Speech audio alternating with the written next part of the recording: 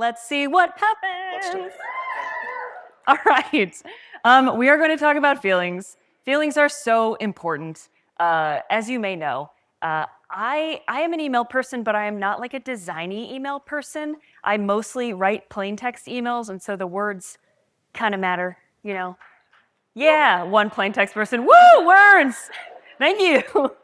Okay, so in this talk, I'm going to show you 6 feelings that your users will experience. I think it says 7 out there, but tariffs, you know. I'm going to show you where those feelings live in the funnel, or customer experience, or journey, or whatever you want to call it. And I'm going to show you what those feelings actually look like in copy, and what they're doing in your readers' brains, and how you can use them to your advantage. Sound good? The whole point is know, like, and trust, right? We want people to like us. I think it was Allison yesterday talking about North Star metrics, right?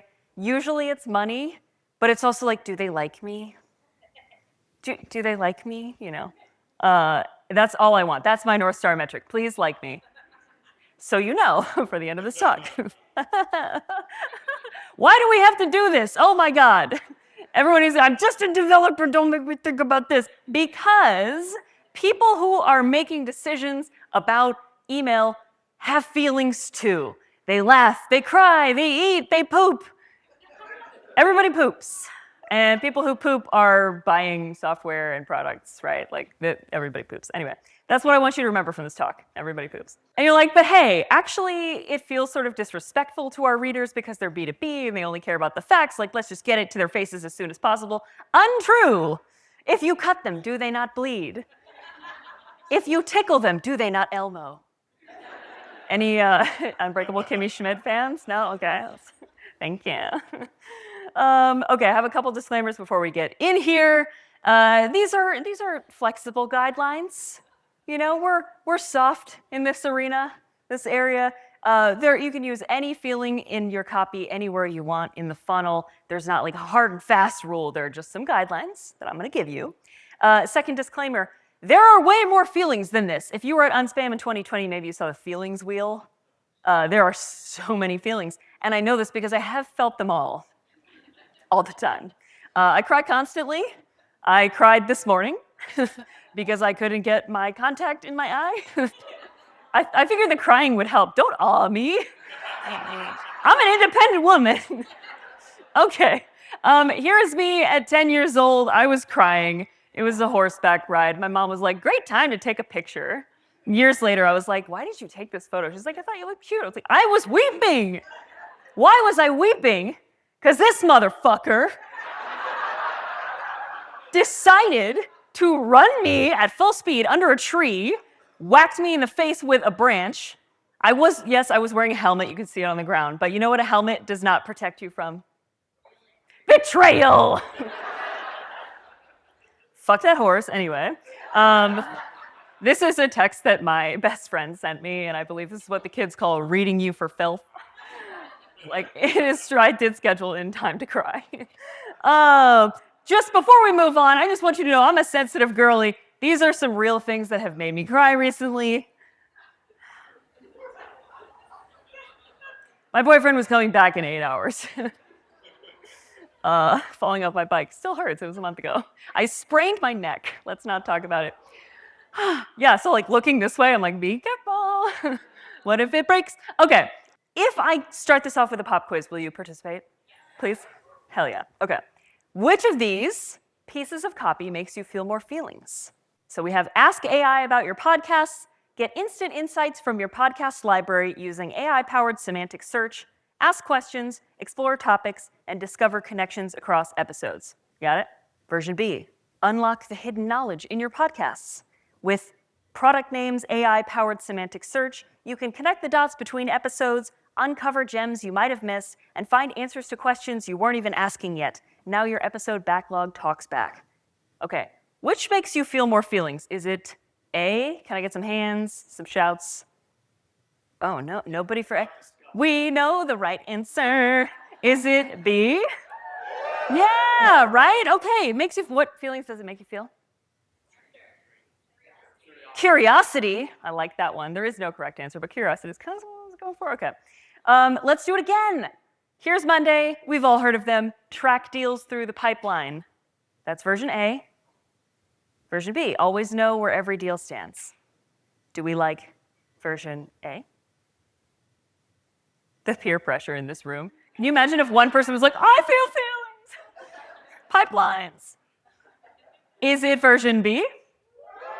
Yes, and this is, funnily enough, this is the real Monday ad. I screenshotted it and then I made a worse version. Monday, call me. Okay, so even if you are still not bought into using emotional copy, please do it for her. Okay, she's been through enough, right? Yeah, they used to call me Little Miss Thundercloud. You can probably see why.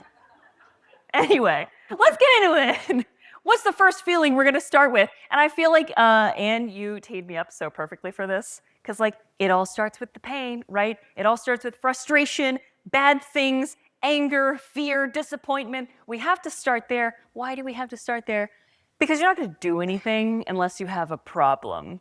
You may have heard people don't buy vitamins, they buy painkillers, right? We don't act until we have a problem. Pain is our motivation.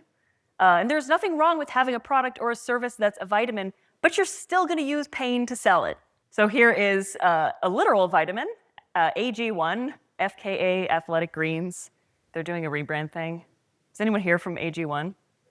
Okay, so no one is here from AG1, and I could say I don't like that rebrand. Doesn't matter. Notice how they are selling benefits. Yes, they're selling a vitamin, but they're starting with pain. Goodbye, bloat. And then the copy underneath it says, alleviate bloating, right? You can also notice the balance of pain to like promises, pain to benefit. It's probably about like 1 part pain to 2 parts good things, right? We're not hitting it too hard. So where do we want to use frustration? Throughout the funnel. Please forgive me for talking about other things than emails. I know we like to pretend that like emails are the only thing, but they're not. I write other stuff too. So use it in your ads because it's something that's going to stop a scroll. Same with your social post hooks. Love to open LinkedIn and be like see a post that's like, I was having a problem. Yes, tell me what it was. I want to experience Schadenfreude. And then at the tops of your landing pages and your emails, especially if you have like newer subscribers, if you have colder traffic, you want to show them that you understand their pain, right? You're like, yeah, we fucking get it. We've been doing this. What does that look like in copy though? Pretty simple. It sucks when this thing is happening to you. Don't you hate it when this thing is happening to you? Are you tired of? Are you sick of? Are you done with? Hey, we're right here with you. We get your pain. So here are some examples. This is bit.ly. They say, we've all been there, hit send too soon, shared the wrong link, noticed a typo after you already went to the printer. And they literally say, we know your pain, which is like, if they could do it, we could do it, right? I do want to also point out with this example, they're saying, we've been there, we know your pain. You have to be very careful when you're talking about knowing someone's pain, not to instigate what I call the we problem. You know, it's too much about we, it's not enough about you. You don't know we all over your readers. Unless you're into that. Please do not talk to me.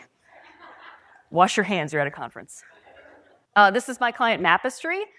Prevent permit violations. At the end of the paragraph, we talk about the pain, right? We remind them, hey, why are we selling you this? If you want to see the whole page, it is extremely unhinged. It's at retirespreadsheets.com. Do not blame me for the design. But they did allow me to write my favorite call to action of all time, which was like, operators are standing by to take your spreadsheets out behind the barn. So dark, so dark. Who knows if they're still sending traffic? Here is UserList, which is an email marketing tool for SaaS companies. This is an email marketing tool talking about email marketing, and I'm talking about it at an email marketing conference. We're in the simulation. They say, are you struggling to find time? Are you unsure how to trigger your campaigns correctly? Do you hate messy customer data? All these separate pains, which if you are gathering voice of customer data, if you are translating features into benefits, you already know that they have all these separate problems. You can just list them out, right? We should be doing this. You're like, but I don't want to make people feel bad, right? My readers are smarter than this. They already know they have a problem. We are not trying to make them feel so bad. You may be conflating this idea of pain with like classic direct response copy, where it's like, hey, you piece of shit, if you don't buy this thing, you're a worse person. And you're like, oh my God, I clicked on a link and all of a sudden I feel terrible about myself. We're not doing that, right? And part of the reason we're not doing that is because we are not making them feel bad about something they can't change. This is the glory of email. All they have to do is click. It's so easy. A baby could do it. I have a lot of babies on my list. I don't know why I said that. I really hope not. My God. Okay, are we set on pain? We understand the importance of pain? Yes, okay, cool. Feeling number 2 is skepticism. And immediately you're like, I feel skeptical about this. Why is this extremely specific feeling following pain as a broader feeling? Because it's so important, right? We're trying to meet the reader where they are. Most of the time, they're like, I don't believe you. I've been lied to before. They are feeling it. We have to meet them where they are, especially if they are more educated, a little more jaded. Marketers, we've seen it all, right? Like, we know what's coming after the initial, like, LinkedIn cold DM. Like, hey, Leanna, how's business? I don't want it, Marco. I don't know what you're going to sell me, but I don't want it. Okay. Where do we use skepticism? Anytime in your copy, your reader could legitimately be like, yeah, sure, but. Anytime they're like, I don't really trust that claim. If you're writing competitor comparison pages, which you should be, and they should be linked in the footer of your site, I don't care what your product is, it should still be there. If you're doing a parenthetical aside, which is the sort of copy equivalent of like whispering into your reader's ear, sometimes that's where you make a joke, right? It's like we're taking a break from the serious stuff and we're whispering. And if you have any value-driven or educational emails, which you do in your lifecycle flows and in your sales emails, right? All in service of meeting people where they are, showing we understand them. And what does that look like? Like, we know, this is what you're probably thinking. And we can address skepticism by pointing out explicitly what they don't want while promising them what they do want. So get the thing you want without the thing you hate or the thing you're trying to escape. So without and even if. So they're like, sure, but I'm having this other problem that always happens when I use your competitions tool. And you're like, haha, yes, even if you're doing this thing, you can do it better with our thing. It's so vague, I know. Let me show you what it looks like. Here is Invoke. They are an email marketing platform. Haha, again, so many. And they say, send mandatory messages, meet your legal requirement to send mandatory emails, even to contacts who are unsubscribed. Huge pain point, right? People are skeptical of trying a new solution because they've tried it before and they figured out they couldn't still send emails to mandatory messaging lists, right? Invoke knows this, and they're talking about it in their copy. Oh my God, is that beef free? How did that get in there? Who put that in there? I love this parenthetical aside because it's like design and export to every ESP, and you're like, oh yeah, well, I use Twinklefuck, and nobody exports to that. And you're like, yes, we do. Also, when they warned you about like, some speakers will swear, they were talking about me. I'm sorry. I'm glad my mom's not here. She was 2 days ago. They live here. It's weird. Here's SoFi doing the even if thing. And I just put this in here, like, it doesn't matter what they're talking about. I just put this in here to show you that if a bank can address skepticism like this, so can you, right? Does anybody here work for SoFi? Great. Little moment for self-reflection. Next time you are deep in the guts of your emails, look out for these phrases in your copy. Look out for without, look out for actually, look out for even if, look out for any opportunity for a parenthetical aside. So one way to do this is if you read your emails out loud, you can hear them as your customer or your reader may hear them, and you can hear the parts where they could reasonably say, I don't think so. That's where you should add some addressing of skepticism, right? That's not words, but you know what I mean. Do you have them? Probably not, right? But these are easy ways to make your emails more conversational and more emotional. Okay, the third feeling is hope. Everyone's favorite new emoji. This really filled a gap in my emoji library. Yes, okay. Hope is what everyone wants, right? Like, hope floats. Hope is the thing with feathers. You know, people write poetry about hope. They don't write poetry about transactional emails. Most of the time. If you do, please talk to me, because I would love to read it. We want to use hope to just sort of tweak people's attention a little bit. Like, hey, things can be different and better. according to my therapist. I don't know if I believe her. And we're going to use it as an on-ramp to excitement. I will explain the difference between hope and excitement in a second. We're going to use it as an on-ramp to excitement because otherwise things get a little weird and fake feeling, right? And we don't want to be fake. So what does hope look like in copy? We're painting the picture of their perfect future. We're just helping them turn on the part of their brain that daydreams a little bit. Like, hey, imagine if you could do this. A classic piece of copy is "you'll love." I know it seems a little played out, but like it still works. Even if we don't really believe them, skepticism, right? We are forced to imagine loving the thing that we are being told we'll love. And wouldn't it be awesome? Just like push them into the dream state a little bit. And where do we want to do this? Whenever you are talking about all of the awesome shit they'll be able to do. In your body copy, in your headlines, in your emails, and not quite in your CTAs, because we're going to do something else different there. So what does hope look like? I think this company is Brahmi, but there's also a tank top company called Brahmi, and they keep targeting me on Instagram. They're like, you don't need a real bra. You should wear this tank top. And I'm like, that's rude and accurate. Thanks a lot.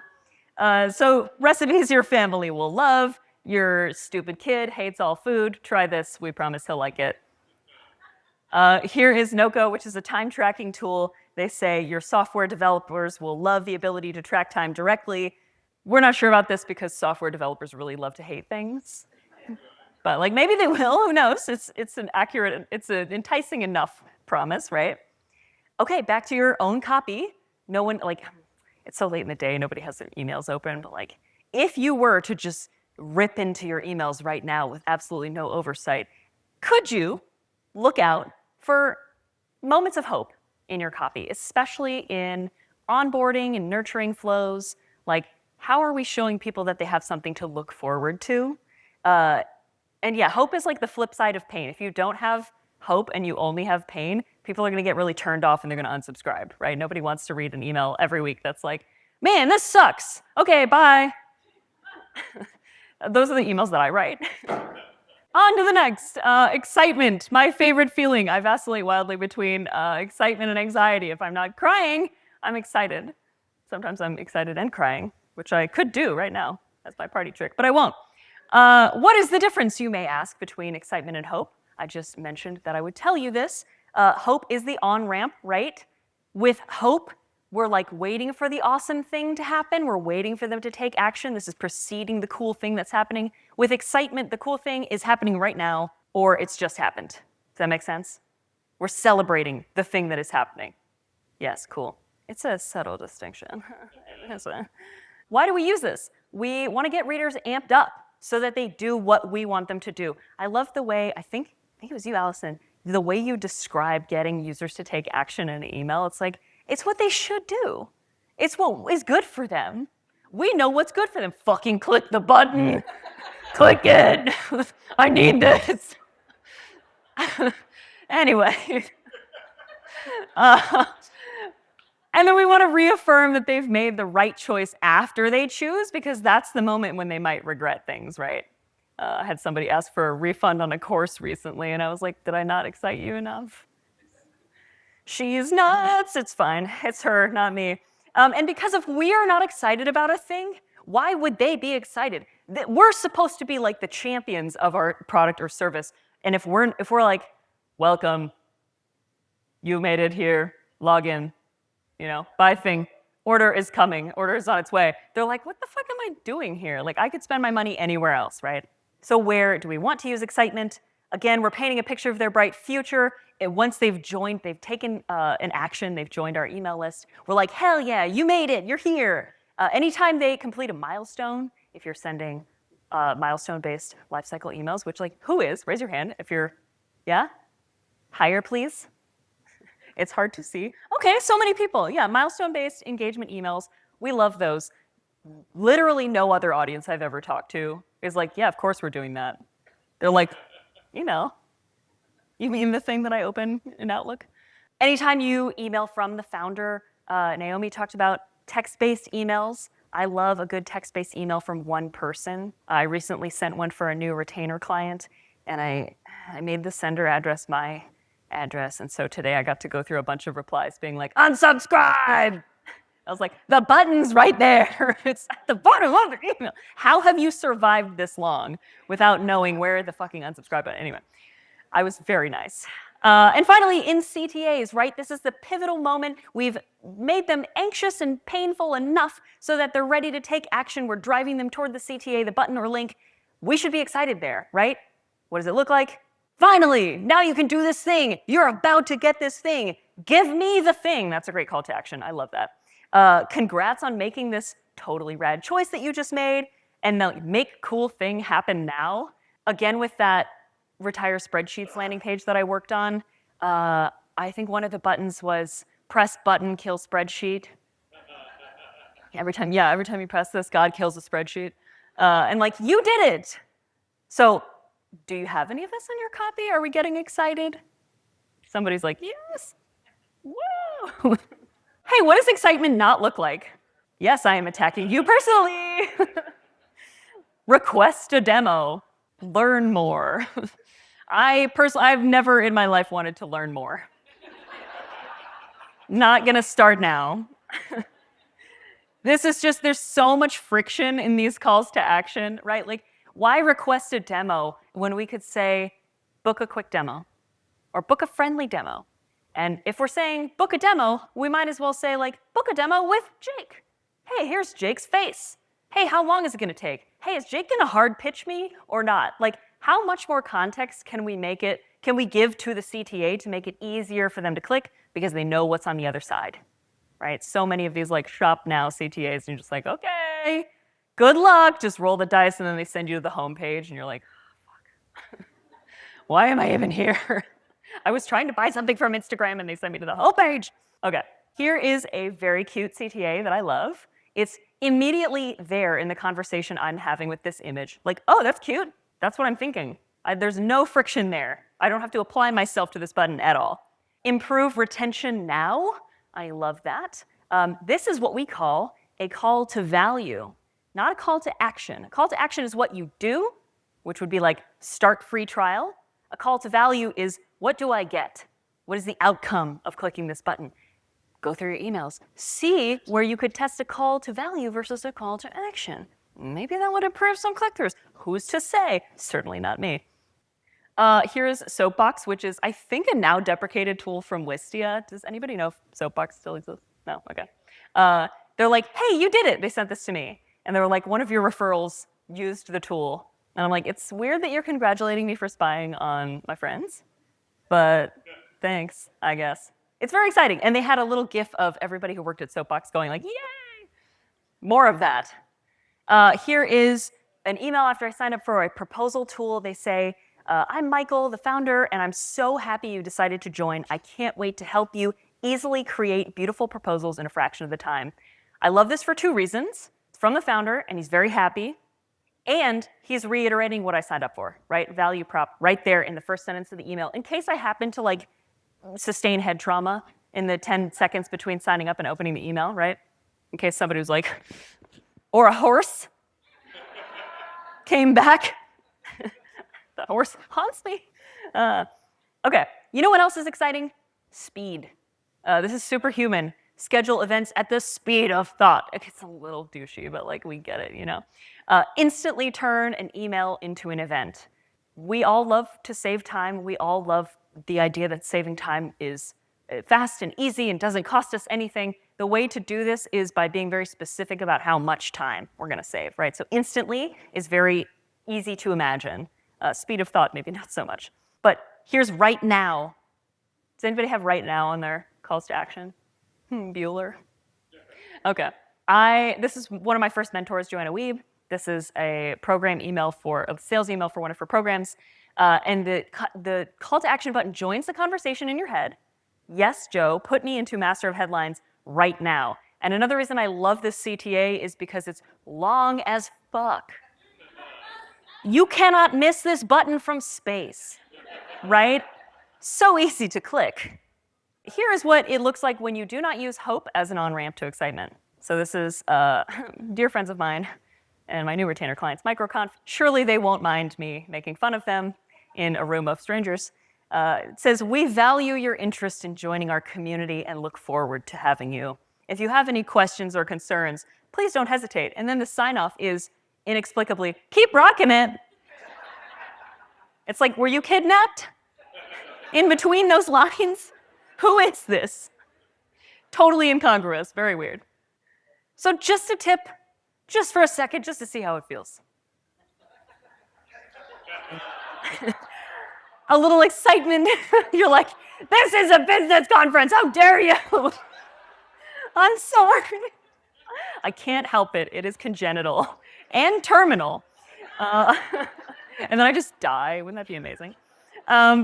A little bit goes a long way, especially if you do have a like more buttoned up brand, if you are very B2B, if it's like very enterprisey out there, and you know that you can't just like turn the dial to 11 and go, keep rocking it. Just pepper in a little excitement here or there. Try it in a subject line. Try it in body copy. Try it in a parenthetical aside. They work for everything. Try it and then tell me how it goes. Okay, feeling number 5, flattery. Correctly, you are thinking this. And you might be right. But this is my fucking talk. So I'm going to tell you about flattery because it's so important. It's such a key part of copy. And because the people in this room are the only people that I ever get to hang out with who segment their list so carefully that they have specific knowledge about each segment that you can use to flatter them, right? People really like feeling smart. They like feeling on top of their shit. They need to be made to feel this way so that they don't just unsubscribe, right? Flattery is a very powerful tool to keep people on your list because if you make them feel good when they open an email, they will stick around. So let's make them feel good, shall we? Where do we use it? Oh my God, cold emails. I'm so sorry. You can pelt me with things now. I know we hate cold emails. She's a witch! Nobody in here is running a cold email program, are you? Anyone? No? Okay. We'll look at that briefly. But really, anytime you name who you're talking to, and again, if you are sending segmented emails, you are doing that, right? Anytime you name their role, their position, their responsibilities, their experience, their background, what they want, you can flatter them a little bit. And what does that look like? You're not stupid, so. And that is actually a compliment. It's a little bit of a backwards, it's like pulled straight from the incel playbook. You're not stupid. Not everyone cares or even knows the difference between highly specific distinction that they make in your industry, but you do. And as an experienced whatever you are, you already know this thing. So you're meeting them like, come up here to my ivory tower. Like, we're gonna have a discussion that the kids can't hear, right? Here is Wise, formerly TransferWise, saying, you do business in multiple currencies, so you get it. And I'm like, yeah, I definitely do business in multiple currencies all the time. CAD and USD, and that's it. But thank you. I would love to be a multinational corporation sending money all over the planet. Here is a cold email that I myself got a few years ago, and I have kept it all this time because so many of them are so bad, and this one was kind of good. And he says, "Good morning, Leanna. This is very non-Swedish of me, reaching out like this to a complete rock star. Despite being a complete noob, I decided to take us live on Product Hunt today. Is there any chance a pro like you would consider engaging in dialogue with our founder in the comments section?" And I was like, Pear, where did you hear about me? And I also want to point out that he's being self-deprecating, just a scotch, right? There's the charm and disarm method is hard at work here. If you want to talk about using humor to make people comfortable, talk to me after this, because I have a lot to say. But this worked, right? This, unfortunately, it was a little over the top. It still got a reply, right? I still wrote back, and I was like, fine. You're welcome. So, where in your copy can you add a smack of ham? By which I mean flattery. Arrested Development? No? It's so watery, but with a smack of ham. I call it hot ham water.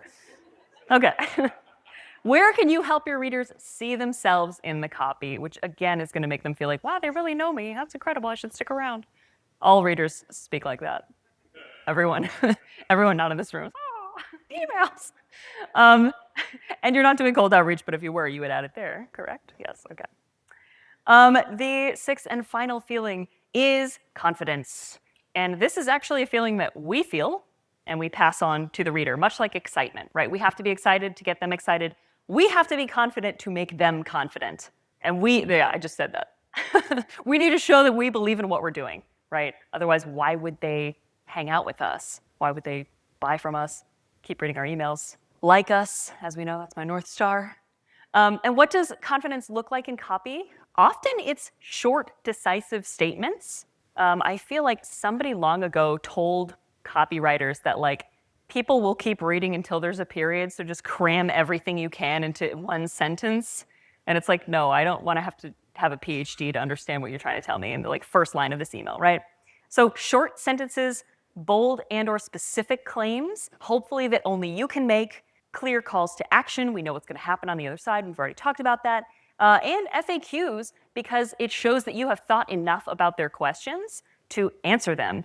And my favorite FAQ is the one at the bottom that says, hey, did we miss something? Because it might seem like insecure, but it's actually so secure that it's like, hey, we know exactly who we are. Do you have any other questions? We're happy to answer them. And we'll add them to the FAQ after. Also, if you're not sending an FAQ-specific email somewhere in your lifecycle emails, you should do that. Okay, I won't sing anymore. Where do we use confidence? In our headlines, pricing pages, if any of you get to touch those. If you can't, please pass this on to the person responsible for your pricing page. It's not legally required to have the word pricing in the headline. No one's going to know. If it doesn't just say plans and pricing, it can say something totally different, and people will still know that this is where they buy it. Onboarding emails. You absolutely want to be confident in your onboarding emails because this is your chance, right? Especially free trial to paid conversions if you sell a software product. Welcome flow if you're trying to get them to buy a physical product. Be confident, right? Any promises or claims that you're making, obviously we want to know you can back those up. Talked about free trial offers. What does confidence look like? Here's superhuman again. Save 4 hours per person every single week. So save 4 hours per person is the promise. Every single week is the confidence. And then they're like, we're the most productive email app ever made. Get some, you know? That's how I read that. Hire me, superhuman. Here's another software saying, see results from your first ad. If you can say something like this, your reader is going to be like, oh yeah, bet. Let's go. I'm going to try it. So as long as you can keep this promise on the other side, which probably you can, everyone here works for cool companies that make good products, yes, okay. We're going to want to do that, right? We're going to want to take you up on that bet.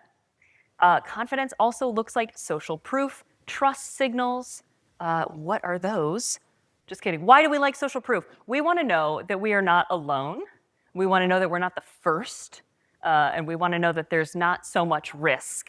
And to illustrate what social proof can look like, I have put a very real testimonial on this slide. So what does social proof look like? You might be thinking reviews. Yes, obviously reviews and testimonials. I will show you one example, and then I'll give you a giant-ass list. Here is Bench Accounting. They say, trusted by 25,000 American small business owners. So we have a twofer. There's 25,000 people just like me that are using this tool, and they're small business owners. I see myself reflected, right? They like abruptly declared bankruptcy in December, and then everyone was freaked out. So like, don't run your business like Bench, but do write your copy like Bench. Other examples that are not just reviews and testimonials. Case studies, certifications, logos, press coverage, any guarantees, and any numbers, hard and fast numbers. If you need help making a number look impressive, ask a copywriter. We will work that number to death. Spelling it all out, bolding it, calling attention to it in the design. Is it 5? Who cares? The 5 is so big. Recap. My best friend made my slides, and I was like, hey, Julia, what if we had two ball caps for a recap? She was like, that's really stupid. I don't think we should do that. I was like, you worked for me! Do it! And she did it. Yeah, so I win. TLDR. You do have to use a little bit of pain and anxiety. You do not have to overplay it. You do not have to make people feel really bad about themselves. If you want to use a little bit of excitement, make sure you're leading into it with a little bit of hope. And if you want them to be excited, then you have to be excited yourself. Please do not fake it. Be really excited about something, hopefully at work. If you're not, please start taking an SSRI. Flatter them. And be honestly confident about what you can offer this user, because honestly, if they're not the right fit for you, you don't want them anyway, right? That's it. Thank you so much.